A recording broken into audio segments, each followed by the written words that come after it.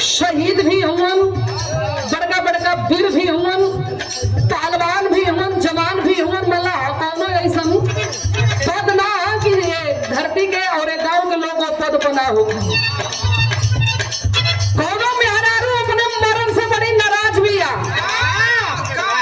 बेचारा दिन भर काम उम के आइल, प्याज बढ़िया तनी मटर के पूड़ी उड़ी बना के रखले हुई, हाथ गोड़ धो के बैठलन। मेहरारू हर के मुंह का लेलस, पूछत हन कि का हो, का बनवले बाड़ू।